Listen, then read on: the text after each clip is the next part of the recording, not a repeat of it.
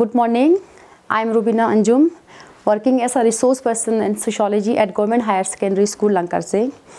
Today I am going to give a lecture on change in development in rural society, class 12 sociology, your sociology second book, that is social change and development in India.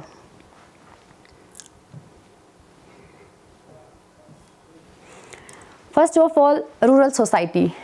Rural society क्या होता है? Rural society जो है small in size होता है as compared to urban areas.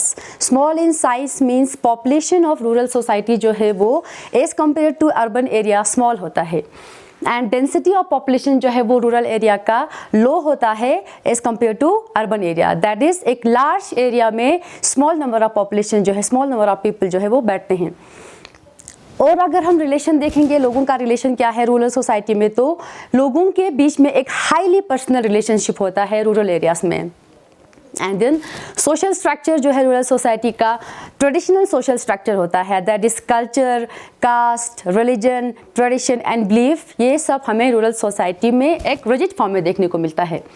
Then our chapter rural society, change and development in rural society. Majority of India people live in rural area. According to census 2011, 69% of the people जो है वो rural area में बैठते हैं. हालांकि हमारे India में India को प्राइमरीली एक रूरल सोसाइटी कहते हैं. इंडिया को प्राइमरीली एक रूरल सोसाइटी क्यों कहते हैं? क्योंकि मेजॉरिटी ऑफ द इंडिया का पॉपुलेशन जो है वो कहाँ बैठते हैं? रूरल एरिया में बैठते हैं. So Indian society is primarily A rural society. Indian society को हम प्राइमरीली एक रूरल सोसाइटी कहते हैं. एंड जो एग्रीकल्चर एंड रिलेटेड ऑक्यूपेशन जो है are the main source of livelihood for the majority of the rural population. India का majority of the people जो है वो कहाँ बैठते हैं? रूरल एरिया में बैठते हैं. सेंसस 2011 के हिसाब से 69% of the people rural area में बैठते हैं. And according to census 2001, 67% of the people जो है इंडिया का रूरल एरिया में बैठते हैं. तो इनके लिए प्राइमरी सोर्स ऑफ लाइवलीहुड क्या है? Agriculture. And agriculture related activities are the main source of livelihood for great many Indians. That is for 67 to 69% of the population के लिए एग्रीकल्चर जो है वो मेन सोर्स ऑफ ऑक्यूपेशन है. सो agriculture जब इनके लिए मेन सोर्स ऑफ ऑक्यूपेशन है तो एग्रीकल्चर लैंड जहाँ पे ये एग्रीकल्चर करते हैं ये इनके लिए क्या है? इंपॉर्टेंट प्रोडक्टिव रिसोर्स है. And it's also a form of property. Land जो है वो क्या है? इंडियन पीपल के लिए, रूरल पीपल के लिए it's a form of property. So हमारे रूरल इंडिया में बहुत सारे कल्चरल प्रैक्टिस एंड पैटर्न है जिससे ये ट्रेस होता है, जिससे ये पता चलता है कि हमारे इंडिया का एक एग्रेरियन बैकग्राउंड है. बैकग्राउंड जो है इंडिया का है एग्रेरियन बैकग्राउंड है. लाइक बहुत सारे फेस्टिवल्स है.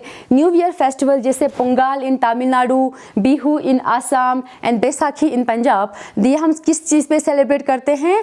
As a harvest festival and as a new beginning of agriculture season. तो इससे हमें ये पता चलता है कि हमारा जो इंडियन सोसाइटी है, हमारे इंडियन सोसाइटी में बहुत सारे ऐसे कल्चरल प्रैक्टिसेस है, ऐसे पैटर्न है, फॉर एग्जांपल फेस्टिवल्स है, जिससे हमें पता चलता है कि इंडिया का एक एग्रेरियन बैकग्राउंड है. लाइक हमारे इंडिया में एक एग्रेरियन बैकग्राउंड है. देन एग्रीकल्चर जो है वो रूरल इंडिया का वे ऑफ लाइफ है. दैट मीन्स हमारा कल्चर एंड एग्रीकल्चर जो है वो इंटर रिलेटेड है. अब ऑक्यूपेशंस क्या है रूरल एरिया में? मेन ऑक्यूपेशन जो रूरल एरिया का है, agriculture is the single most important source of livelihood for majority of the people. Majority of the people यानी मेजॉरिटी ऑफ द इंडियंस के लिए, रूरल इंडियन के लिए एग्रीकल्चर जो है वो क्या है? Single most important source of livelihood है. But it does not mean, इसका मतलब ये नहीं कि रूरल इंडिया में सिर्फ एग्रीकल्चर प्रैक्टिस ही होता है. एग्रीकल्चर के बगैर और भी बहुत सारे सोर्स ऑफ लाइवलीहुड है for the people in rural India. For example, a number of artisans such as porter, carpenter, weaver, ironsmith, goldsmith are also found in rural area. Agriculture के बगैर हमें रूरल एरिया में जैसे iron है, gold Smith है, porter है, ये सब भी क्या है? रूरल एरिया में सोर्स ऑफ लाइवलीहुड है. बट इनका नंबर जो है वो लेस हो जाता है कब? जब ब्रिटिश इंडिया में आ जाते हैं. जब इंडिया में ब्रिटिश आ जाते हैं तो इनका नंबर जो है वो लेस हो जाता है. क्यों लेस हो जाता है? क्योंकि ब्रिटिश जब इंडिया में आते हैं तो बहुत सारे अपने इंडस्ट्रीज़ खोलते हैं इंडिया में, जिसकी वजह से इंडिया का जो अपना इंडिजिनस इंडस्ट्री है वो ख़त्म हो जाता है, क्लैप्स हो जाता है. Beside these, rural life also supported by money other specialist. इसके बगैर रूरल इंडिया में और सारे स्पेशलिस्ट है, जैसे क्राफ्ट पर्सन है, story tellers, astrologers, priest, water distributor and oil presses. These are the occupations in rural area. अब इनके बगैर, अब जब रूरल एरिया और अर्बन एरिया का जब कनेक्टिविटी जब बढ़ जाता है, inter connectivity rural area and urban area में बढ़ जाता है, तो हमारे रूरल एरिया में डाइवर्सिटी ऑफ ऑक्यूपेशंस आते हैं। Like many of the Indians जो है अभी किस में काम कर रहे, नॉन फॉर्म एक्टिविटीज़ में काम करते हैं। That is like government sectors में, फॉर एग्जाम्पल एजुकेशन डिपार्टमेंट में, पोस्टल डिपार्टमेंट में, मिलिट्री एंड अदर एम्प्लॉयर्स होते हैं। मतलब रूरल एरिया का जब अर्बन एरिया के साथ क्या हो जाता है, इंटरकनेक्टिविटी बढ़ जाता है, तो हमारे रूरल इंडिया में डाइवर्सिटी ऑफ ऑक्यूपेशन जो है वो आ जाता है। Then caste and occupation. The diversity of occupation in rural India is reflected in caste system. India में diversity of occupation है रूरल इंडिया में, ये कहाँ से रिफ्लेक्ट होता है, कास्ट सिस्टम में से। इंडिया में बहुत सारे ऐसे ऑक्यूपेशन है जो कास्ट बेस्ड ऑक्यूपेशन है। कास्ट के हिसाब से ऑक्यूपेशन लाइक सर्विस कास्ट, जैसे वॉशरमैन है, पोर्टर है, गोल्डस्मिथ है। लेकिन जो कास्ट बेस्ड ऑक्यूपेशन है इंडिया में अभी इनका नंबर जो है वो डिक्लाइन हो गया है। Then agrarian class structure. अब जो हमने कहा कि एग्रीकल्चर लैंड जो है वो most important source of production है and it is the form of property, but these agriculture land are not equally distributed. ये सब में इक्वली डिस्ट्रीब्यूट नहीं है, किसी के पास बहुत ज़्यादा ज़मीन है, किसी के पास कम है। लाइक हमारे हाउस होल्ड में भी, इवन के हाउस होल्ड में भी लैंड जो है वो इक्वली डिस्ट्रीब्यूट नहीं है। मतलब किसी के पास बहुत ज़्यादा ज़मीन है, फॉर एग्जांपल ABCD, इसके पास बहुत ज़्यादा ज़मीन है, इसके पास कम है, इसके पास बहुत है, इसके पास कुछ भी नहीं है।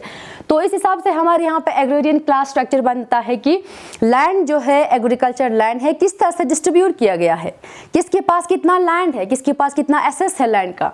उस हिसाब से large and medium land owner, जिनके पास बहुत ज़्यादा ज़मीन होता है, large and medium land owner. उसके बाद है टेनेंट्स। टेनेंट्स कौन होते हैं? अब ये टेनेंट्स होते हैं, ये इनके पास अपना ज़मीन नहीं होता है, ये लैंडलॉर्ड से लीज पे लाते हैं, लैंडलॉर्ड से ये रेंट पे लाते हैं ज़मीन। तो इन लैंडलॉर्ड्स का जब ये इनको ज़मीन देता है तो इस जितना ये टेनेंट प्रोड्यूस करता है उसका 50 to 75% शेयर जो है किसको देना पड़ता है, लैंडलॉर्ड को देना पड़ता है। एंड जो small and marginal land owner, जिनके पास छोटे छोटे ज़मीन है, एंड लैंडलेस एग्रीकल्चर लेबरर्स, जिनके पास लैंड बिल्कुल भी नहीं है। So most of the agriculture labourers, जो बहुत सारे जो एग्रीकल्चर लेबरर्स होते हैं वो डेली वेज वर्कर होता है। बहुत सारे एग्रीकल्चरल लेबरर्स जो है वो डेली वेज वर्कर होता है, वो डेली वेज बेस पे काम करते हैं। आज काम करता है तो आज उनको वेज मिल जाता है। And they do not have work for money days of the year. साल में कुछ दिन इनके पास काम होता है, कुछ दिन इनके पास काम नहीं होता, जिसकी वजह से हम इसको क्या कहते हैं, अंडर एम्प्लॉयमेंट कहते हैं। एग्रीकल्चर लेबरर्स जो है, most of the agriculture labourers जो है वो अंडर एम्प्लॉयमेंट होते हैं। इनके पास साल में कभी काम होता है, कभी काम नहीं होता है। तो एग्रीरियन क्लास स्ट्रक्चर में कौन आया? Large and medium land owners, जिनके पास बहुत ज़्यादा ज़मीन है। टेनेंट्स, जिनके पास अपना ज़मीन नहीं है, वो लैंडलॉर्ड से लीज पे लाते हैं। Small and marginal land owners, and then the landless agriculture labourers, जिनके पास ज़मीन बिल्कुल भी नहीं होता है। अब किसके पास कितना लैंड एसेस किसके पास कितना लैंड है, किसके पास कितना एसेस है लैंड, तो यहाँ से एग्रेरियन क्लास स्ट्रक्चर जो है वो बन जाता है। Then agrarian class structure in rural area, there is a complex relation between the caste and class. Rural area में कास्ट एंड क्लास में एक कॉम्प्लेक्स रिलेशन होता है। जनरली हम सोचते हैं कि जो अपर कास्ट वाले होंगे उनके पास ज़मीन ज़्यादा होगा और जो लो कास्ट वाले हैं उनके पास ज़मीन कम होगा। लेकिन मोस्ट एरिया हायर कास्ट, बहुत सारे एरियाज में जो हायर कास्ट वाले हैं, that is the Brahmin, are not the major land owner. बहुत सारे एरिया में क्या होता है, जो ब्राह्मण है यानी हायर कास्ट वाले हैं, उनके पास मेजर लैंड ओनर, ये लैंड ओनर नहीं होते। But most of the region of India, लेकिन दूसरे रीजन्स में, बहुत सारे रीजन्स में जो लैंड ओनिंग ग्रुप होता है वो अपर कास्ट वाले ही होते हैं। मतलब कुछ रीजन में ब्राह्मण जो है वो लैंड ओनर नहीं है, लेकिन कुछ रीजन में जो अपर कास्ट वाले हैं वो लैंड ओनर है। इन ईच रीजन, हर एक रीजन में देयर आर यूजुअली जस्ट 1 और 2 मेजर लैंड ओनिंग कास्ट, लेकिन हर एक रीजन में क्या होता है, जस्ट 1 या 2 मेजर लैंड ओनिंग कास्ट होता है जिनका न्यूमेरिकल स्ट्रेंथ जो है वो बहुत ज़्यादा होता है। Such group were termed by sociologist M N. Srinivas is dominant caste. इस ग्रुप को एम.एन. श्रीनिवास ने क्या कहा है, डोमिनेंट कास्ट कहा है। डोमिनेंट कास्ट मतलब वो कास्ट जिनका जो लैंड को एक्चुअली ऑन करता है और जिनका न्यूमेरिकल स्ट्रेंथ ज़्यादा होता है, इनको एम.एन. श्रीनिवास ने क्या कहा है, dominant caste. Dominant caste is the most powerful group. अब जो डोमिनेंट कास्ट होता है वो मोस्ट पावरफुल ग्रुप होता है, इकोनॉमिकली पॉलिटिकली वो डोमिनेट करता है उस लोकल सोसाइटी का। जिस लोकल सोसाइटी से वो बिलोंग करता है, जो डोमिनेंट कास्ट है वो वहाँ का मोस्ट पावरफुल ग्रुप होता है और वो इकोनॉमिकली पॉलिटिकली वो डोमिनेट करता है उस सोसाइटी को। अब दलित्स एंड अनटचेबल्स जो है, दलित एंड अनटचेबल कास्ट जो है are not allowed to own land. बहुत सारे रीजन्स में जो ये दलित होता है, जो अनटचेबल्स होते हैं, इनके पास they are not allowed to own land, उनके पास लैंड ऑन करने का हक नहीं होता है। तो लैंड ऑन जो है डोमिनेंट कास्ट कौन बनता है, या अपर कास्ट वाले या मिडिल कास्ट वाले, और जो इनके ज़मीन पे काम कौन करता है, दलित एंड अनटचेबल या SC ST जो है वो इनके ज़मीन पे काम करते हैं। In most of the region of country, हमारे कंट्री के बहुत सारे रीजन्स में एक प्रोप्राइटरी कास्ट ग्रुप जो है होता है।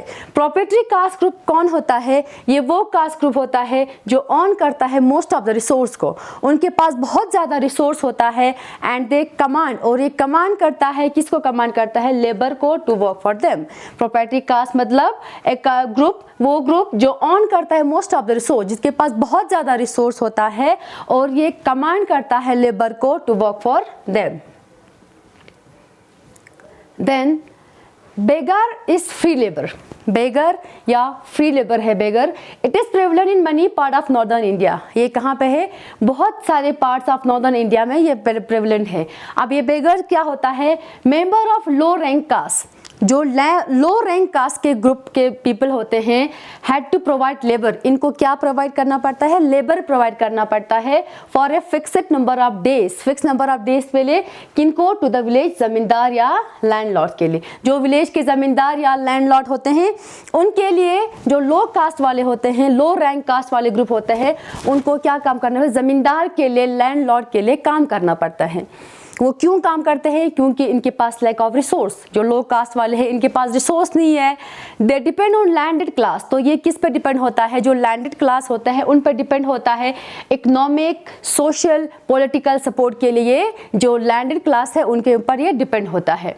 meant that many of the working poor, जिसकी वजह से बहुत सारे जो वर्किंग पुअर है, गरीब जो काम करने वाले हैं, they tied to a land owner in heredity, वो एक लैंड हेरिडिटी में वो बंधे रहते हैं। लैंड लेबर जो है वो एक लेबर रिलेशनशिप में बंधे रहते हैं, जिसको हम बॉन्डेड लेबर कहते हैं। वो हमेशा उसके साथ बंधे रहते हैं, किसके साथ, लैंडलॉर्ड के साथ, उसके लिए काम करने के लिए, उसी को हम बॉन्डेड लेबर कहते हैं। Debt bondage and bonded labour. Debt bondage या बॉन्डेड लेबर जो है वो क्या है, it is an abuse analogous to slavery. ये गुलामी की तरह है, जहाँ पे एक इंडिविजुअल को काम करना पड़ता है, या किसके लिए, मनी लेंडर के लिए या लैंडलॉर्ड के लिए, टू रीपे द डेप्ट या लोन।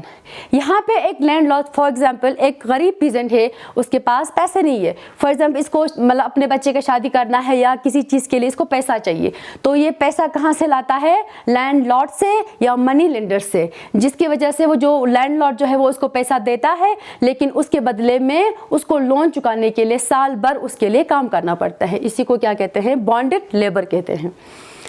अब जो बॉन्डेड लेबर है, a legal framework against the bonded labour. इस बॉन्डेड लेबर को ख़त्म करने के लिए एक प्रोविजन आया है, the bonded labour system abolition act 1976। लेकिन फिर भी इंडिया की बहुत सारे जगहों में बॉन्डेड लेबर अभी भी चलता है। It is known by different name. अब इस बॉन्डेड लेबर को अलग अलग नाम से जाना जाता है। फॉर एग्जांपल हलपति सिस्टम, इसको बॉन्डेड लेबर गुजरात में इसको हलपति सिस्टम कहते हैं, और जीता सिस्टम कहते हैं। कर्नाटका में इसको हम क्या कहते हैं, जीता सिस्टम कहते हैं। Then impact of land reform. अब जो लैंड रिफॉर्म जो है उसका क्या इम्पैक्ट होता है, कॉलोनियल पीरियड में क्या इम्पैक्ट होता है, आफ्टर इंडिपेंडेंस क्या इम्पैक्ट होता है। अब जो एग्रेरियन स्ट्रक्चर है, हमारे इंडिया का जो एग्रेरियन स्ट्रक्चर है वो चेंज होते आ रहा है। प्री कॉलोनियल में कुछ, pre colonial, colonial and after independent. Pre colonial में क्या था, जो डोमिनेंट कास्ट हुआ करते थे वही लैंड को मैनेज करता था, लेकिन वो लैंड के ऑनर नहीं होते थे। तो लैंड को कौन करता था, ज़मींदार, जो वहाँ के लोकल किंग हुआ करते थे वही लैंड को और लैंड के ऑनर होते थे, जिसमें ये ज़मींदार जो है वो पीजन को बहुत ज़्यादा एक्सप्लॉइट करते थे, क्योंकि जितना भी वो प्रोड्यूस करता था उससे एक लार्ज पोर्शन, सब्सटेंशियल पोर्शन जो है वो ज़मींदार को देना पड़ता था। अब जब ब्रिटिशर्स जब इंडिया में आए तो उन्होंने क्या किया, उन्होंने इंडिया को रूल किया थ्रू दिस ज़मींदार्स। इन ज़मींदार्स का यूज़ करके ब्रिटिश ने अपना हुकूमत चलाया इंडिया में।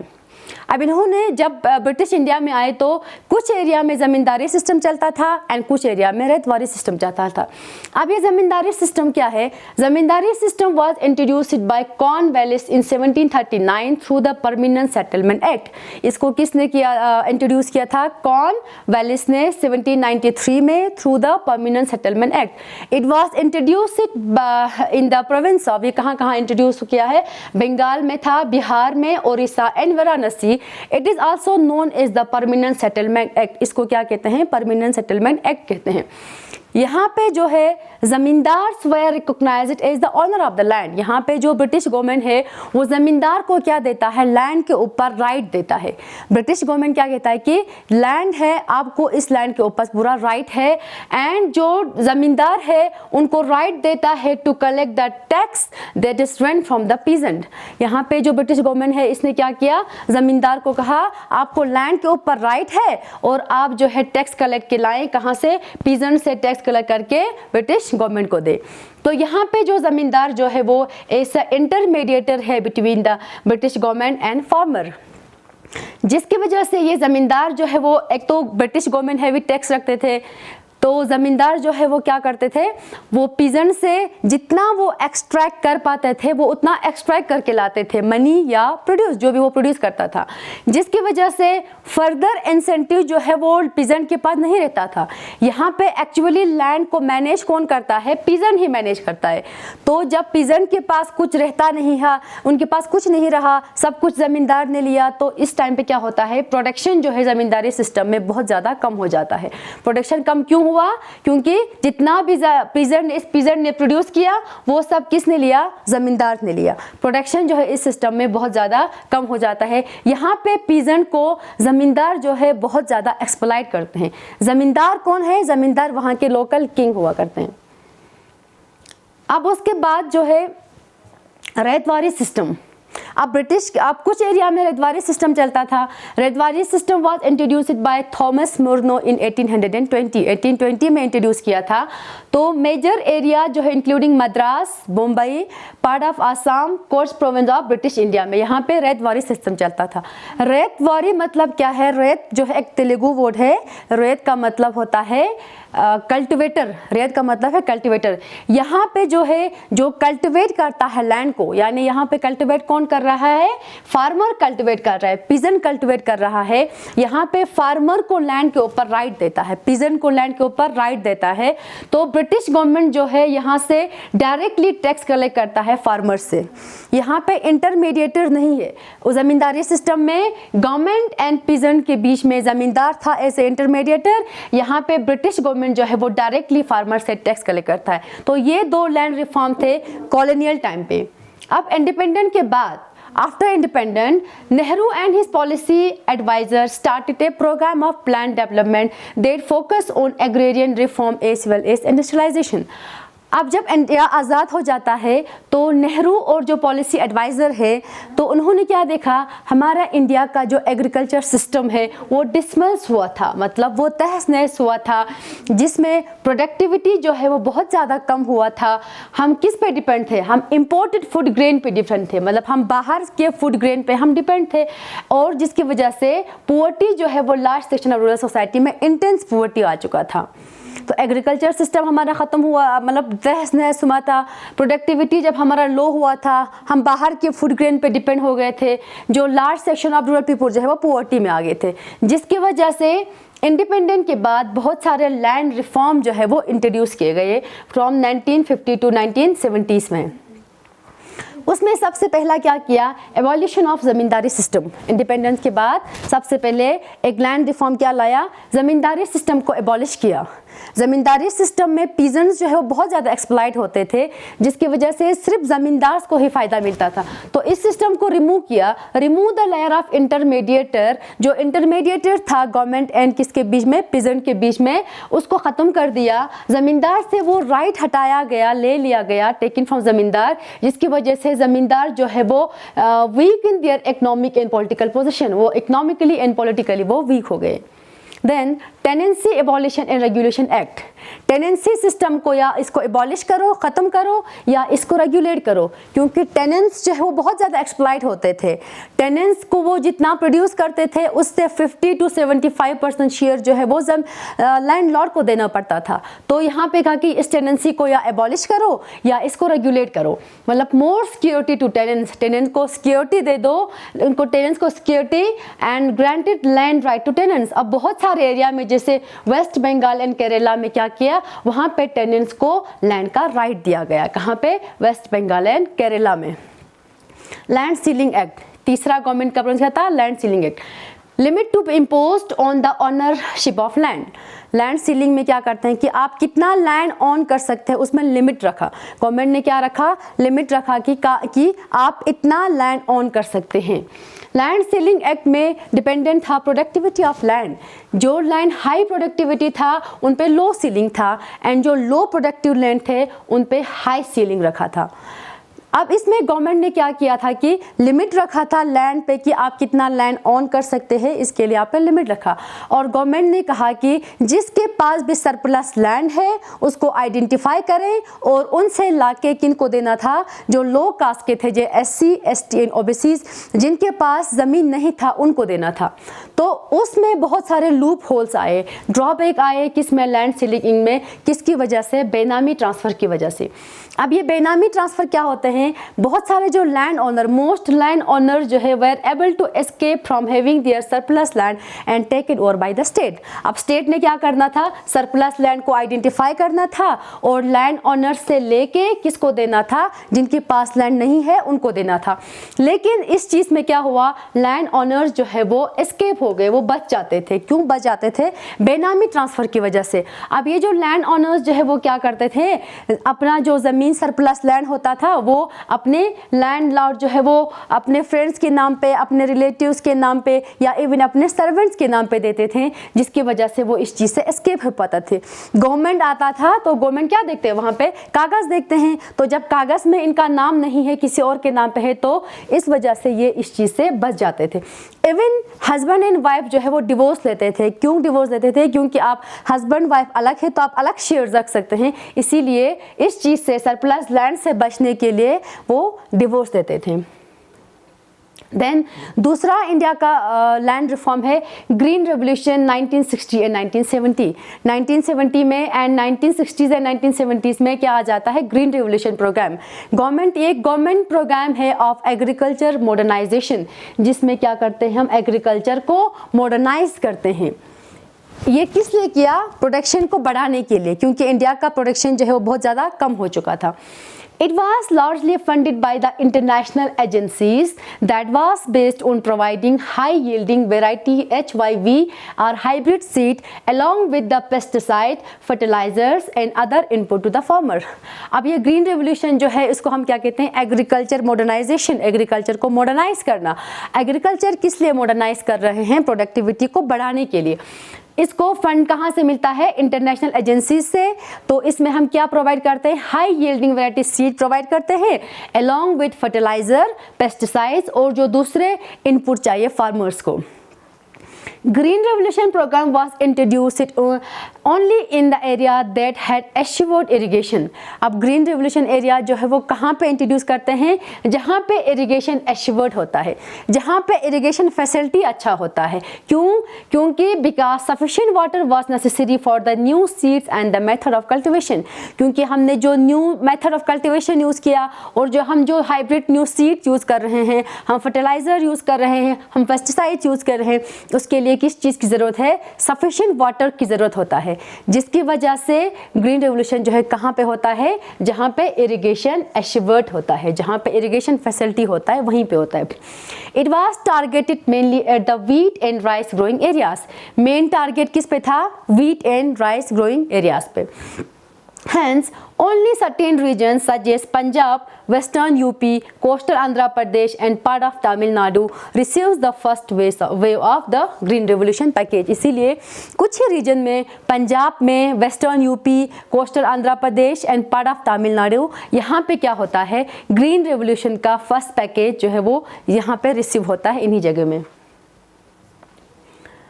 Then social transformation that brought about as a result of green revolution. अब हमने ग्रीन रेवोल्यूशन किया तो उसकी वजह से क्या सोशल ट्रांसफॉर्मेशन, मतलब क्या चेंज आ जाता है, क्या सोशल ट्रांसफॉर्मेशन आ जाता है ग्रीन रेवोल्यूशन की वजह से। ग्रीन रेवोल्यूशन की वजह से क्या हुआ, एग्रीकल्चर प्रोडक्टिविटी जो है वो इंक्रीज हो गया। एग्रीकल्चर प्रोडक्टिविटी जो है वो शार्पली इंक्रीज हो गया because of the new technology. हमने न्यू टेक्नोलॉजी यूज़ किया जिसकी वजह से एग्रीकल्चर प्रोडक्टिविटी जो है वो शार्पली इंक्रीज हो गया। India was able to become self sufficient in food grain production. India जो है वो फर्स्ट टाइम क्या हो गया, सेल्फ सफिशिएंट हो गया, किसमें, फूड ग्रेन प्रोडक्शन में। वरना पहले इंडिया किस पे डिपेंड था, इंपोर्टेड फूड ग्रेन्स पे। अब ग्रीन रेवोल्यूशन के बाद इंडिया जो है वो क्या हो गया, सेल्फ सफिशिएंट हो गया फूड ग्रेन प्रोडक्शन में। Increase in agriculture productivity specially in Punjab, Haryana extra. Productivity कहाँ इंक्रीज हो गया, पंजाब में, हरियाणा में। It has been considered as a major achievement of government and scientist. जो ये ग्रीन रेवोल्यूशन से जो अचीवमेंट हुआ था वो गवर्नमेंट एंड साइंटिस्ट का क्या माना जाता है, एक बहुत बड़ा अचीवमेंट माना जाता है। तो नेगेटिव सोशल इम्पैक्ट क्या हुआ ग्रीन रेवोल्यूशन का, only the medium and large form of benefit. इस ग्रीन रेवोल्यूशन की वजह से किसको बेनिफिट मिला, सिर्फ जो मीडियम एंड लार्ज फार्मर्स को बेनिफिट मिला।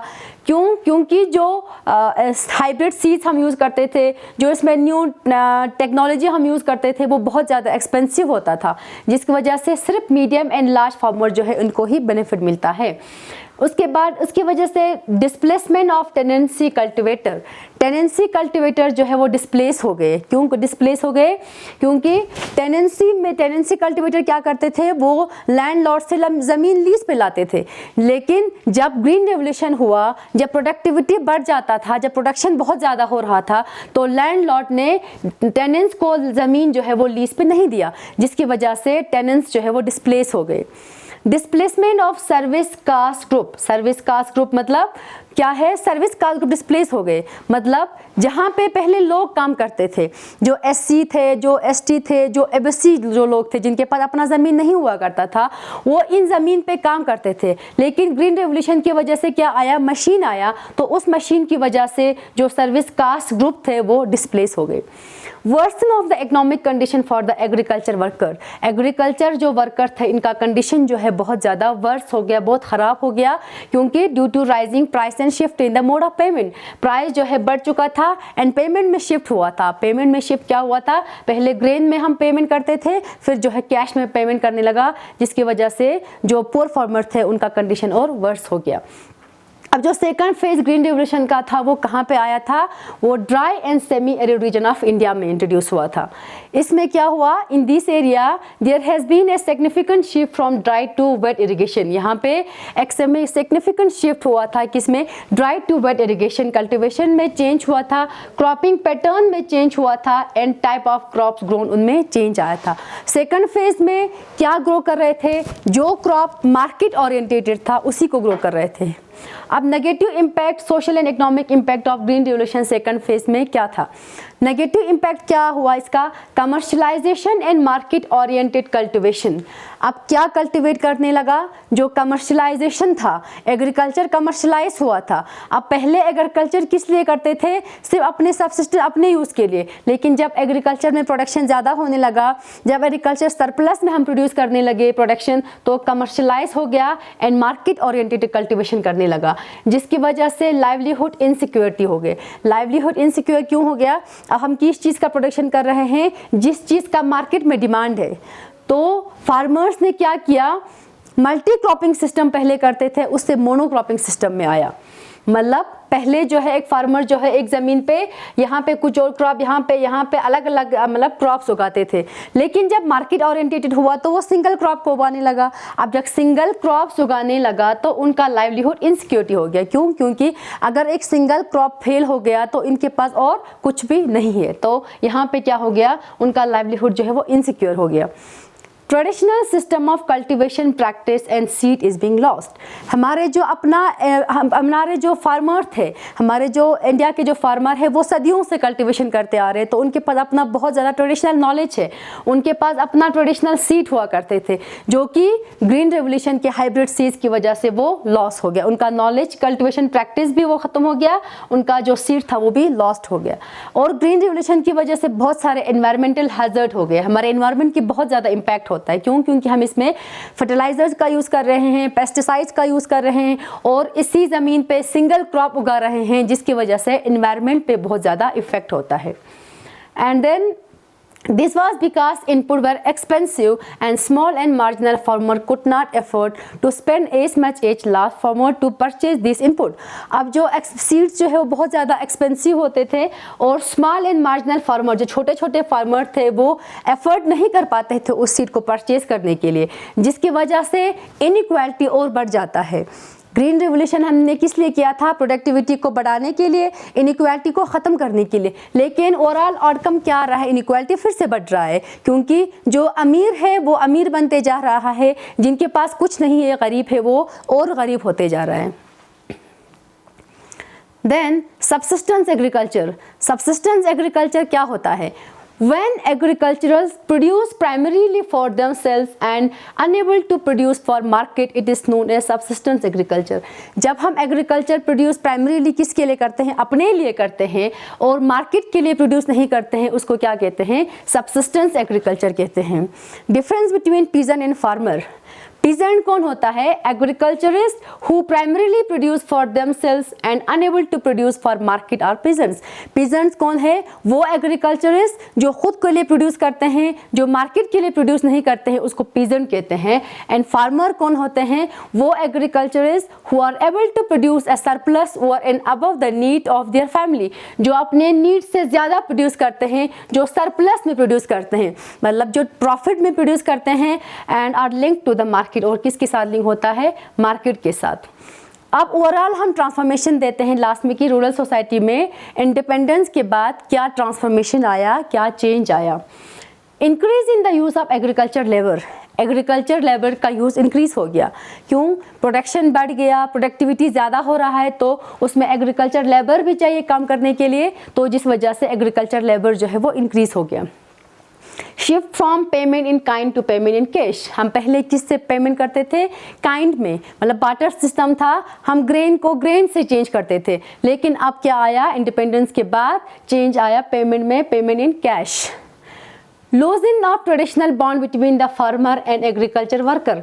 फार्मर एंड जो एग्रीकल्चर के बीच में, एग्रीकल्चर वर्कर के बीच में एक ट्रेडिशनल बॉन्ड होता था, वो ख़त्म हो गया। Rise of class of free veg labour. Free veg labour जो है उनका क्लास इंक्रीज हो गया। फ्री वेज लेबर मतलब हम मशीन का यूज़ कर रहे हैं, मतलब जिनको हमें बार बार वेज देना नहीं पड़ता है, उन्हीं को फ्री वेज लेबर कहते हैं। तो class of free veg labour जो है वो इंक्रीज हो गया। Change in the nature of relationship between land lot and agriculture worker.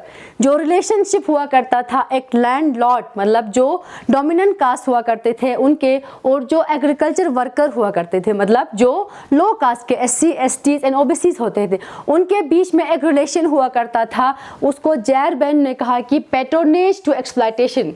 उनके बीच में पहले एक पैट्रोनेज रिलेशनशिप हुआ करता था, मतलब जो लैंडलॉर्ड थे वो उसको इमोशनली, फाइनेंशियली सपोर्ट करते थे इस एग्रीकल्चर वर्कर को। अब ये चेंज हो गया किसमें? एक्सप्लॉयटेशन में।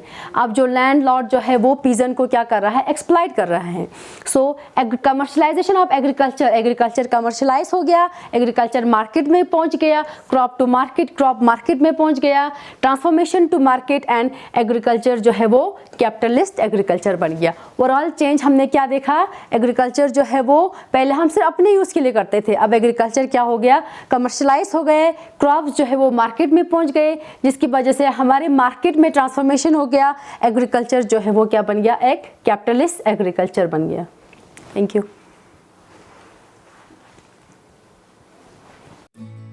Thank you for watching. Don't forget to subscribe.